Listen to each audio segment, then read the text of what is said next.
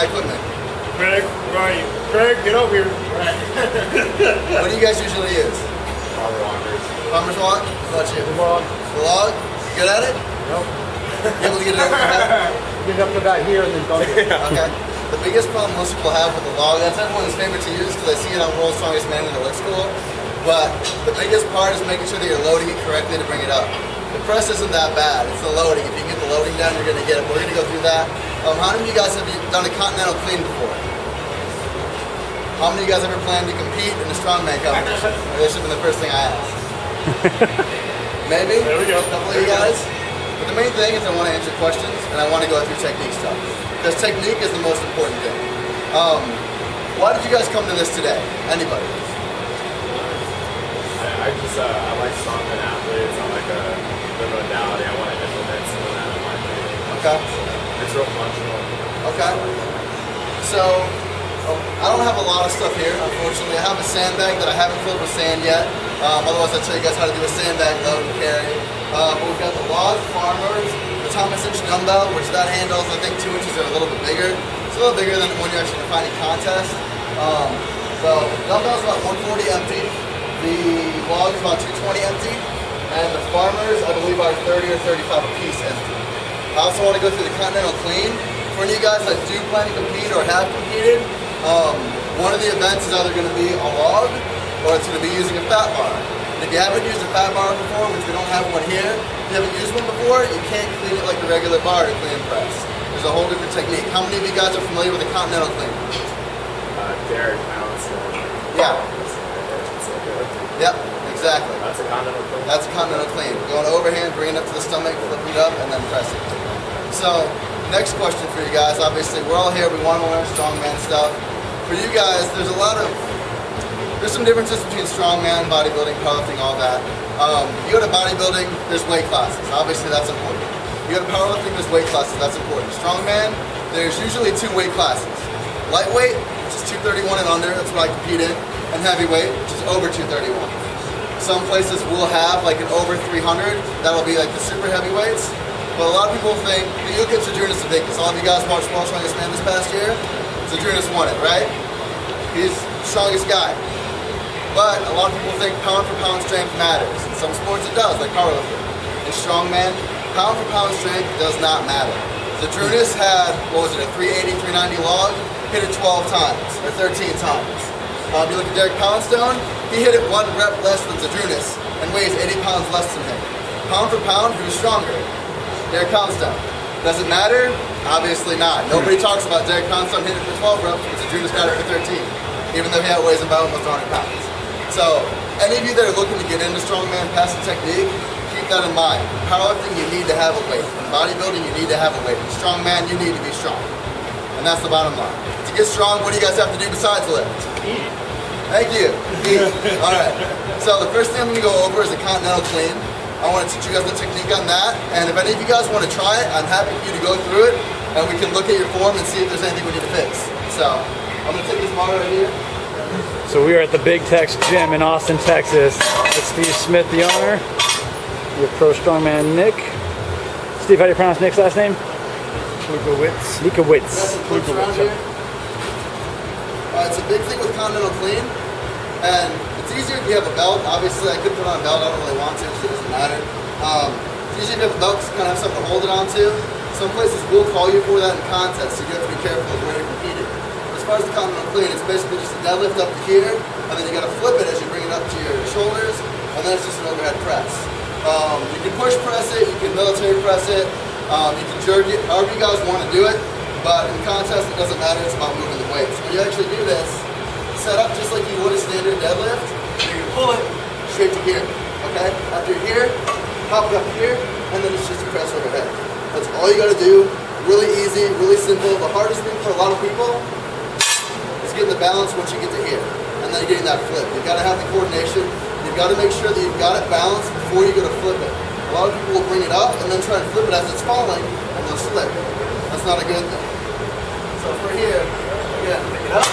Here, you want to get that balance back, and then pop, so you can flip, and straight up. Anybody want to give it a try?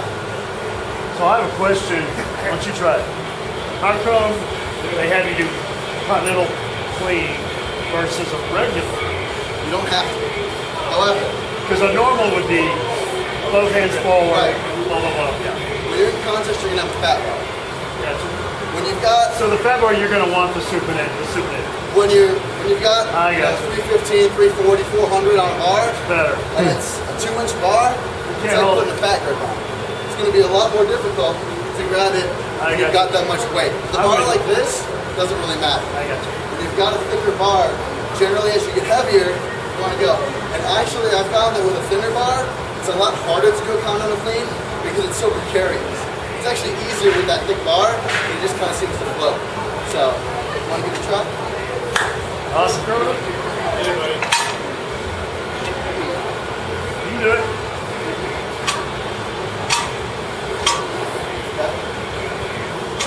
Perfect. Nice. Yep, got it. Boom. Got it. Now, one thing you really want to be careful of, when you start it out, your hands are actually pretty wide. If you're too wide, a lot of times it'll throw off your balance as you increase the weight.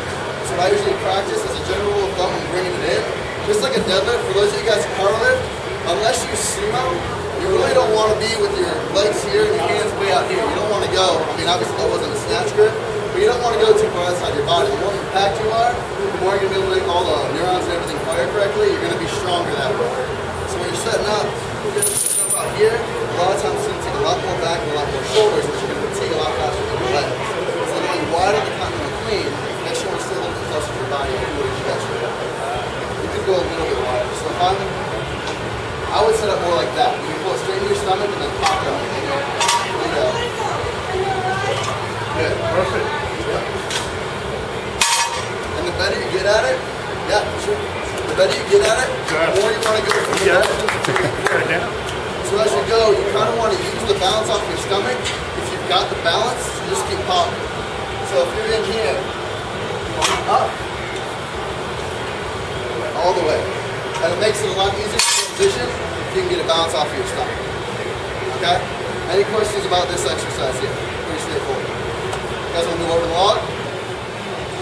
So what most people do when they try and use a log is they try and curl it. And that's actually how my bicep injury started at this contest, Texas Strongest Man. You don't want to curl it. That's how you tear a bicep. What you want to do is make sure that you're using your body and your hips to throw it. When you load it, I'm going to show you guys in a second, but basically when you pick it up, you're going to pull it into your body as hard as you can, and you're going to squat down with it in tight. A lot of people will keep it closer to the knees, and then you've got to throw it. You've got to curl it. It makes it a lot harder. What you want to do is make sure that it's close to your body, so you can literally just pop your hips and roll it into position. Okay, and then from there, you just press it overhead. And that should just be safe.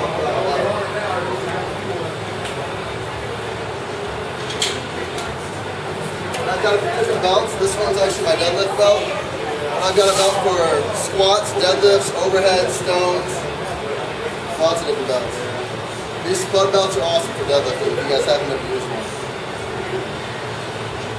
So again, you're going to load it in, hold it tight, kick your hips, and I'm going to do this one in 2 parts. You can do it in 1 part, you can do it in 2 parts. This first one, I'm going to do it in 2 parts for you guys. I'm going to throw it up, and then I'm going to press it. And again, with that press, you can push press, you can military press, you can jerk it, however you guys want to do it and however it's most comfortable. You see in contests, a lot of guys start out with a military or a push press, and then by the end, they're going with that jerk because it's so much easier to get under it that way. Kind of the same thing with the Thomas cinch when we get there. So here, again, you want to line up close to it because you want to be able to pull it straight up. If you're far away, you got to pull a lot with your back, and you want to try and avoid that as much as possible. So the first part, you pick it up, pull it in tight and low. I'm going to kick it up with my hips from here. It's close to me, okay? Down, kicks. So it just rolls straight up. When I press, I'm going to get right underneath it. Okay, and that's what you guys want to do. Anybody want to try it like that? Maybe if you did it before and did it differently. No one wants to give it a go? I'll try it, but I don't think I can do it. Did it correctly? And part of it could just be overhead press strength, period. Tricep strength, whatever the case is. You can kind of look and see how you lift it as you go through. But a lot of people, the big issue they have is they expend so much energy with that clean. Yeah. And what you want to do with that clean, guys, again, it's all about your hips. You're just standing up here. That's it. You're bent over. And you're just standing. It should be effortless. It should Okay? The clean on this, I would expect for almost everybody in this room with proper technique to be heavier or to have a higher max essentially than you would on a barbell or a thick bar or whatever the case is.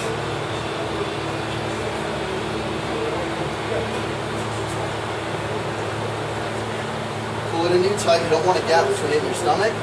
You don't, I mean, you're sitting way forward right now, which is going to make it really hard for you to keep. You want to pull it in and kind of sit back. Pull your hips back and then throw it. Throw. Good. Awesome. Great. Awesome. Now, you got it. You got it. Drop underneath it. Yeah. Close. Yeah. Woo. Damn. Now, one thing you'll notice that you really want to be careful of, and in contest, you got to make sure, it's a thing called head through the hole. Okay, you guys have probably heard this if you do overhead pressing. You got to get your head through the hole. Because if you're afraid of it, and you're here, it's way harder to press from here than it is to press from here. Because all you got to do is stand up. So that's the biggest thing, get your head through the hole, and when you can, you're going to drive it straight through. What I want to show you guys next is a technique where you usually really just use your momentum straight from the bottom, from that loading position, and throw it all the way up. And when you get really efficient and good with the form, it's actually easier to start that way in contest because you can use momentum just to keep it going. This technique works really well for like repetition in contest. For max log, you might want to set up to take it a little bit easier, but it all depends on what you're comfortable with.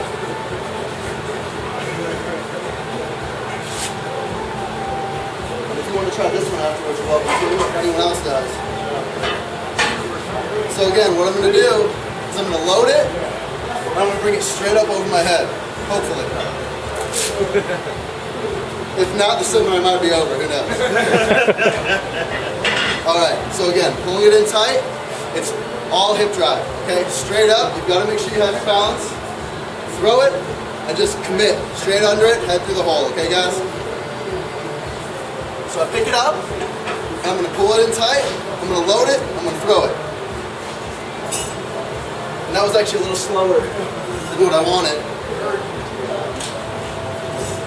Like that, okay? Straight up off your body. Anybody want to try that? You guys can. I'm here for questions. All right, cool. We'll move on, I guess, to. Can I get that? Can I get that from the side for the video?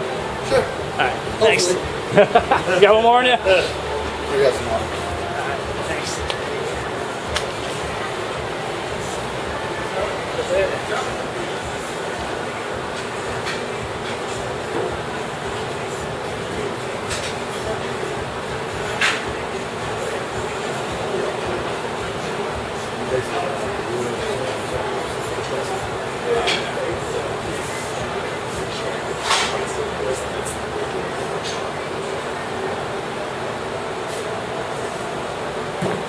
Perfect. Thanks. That's awesome.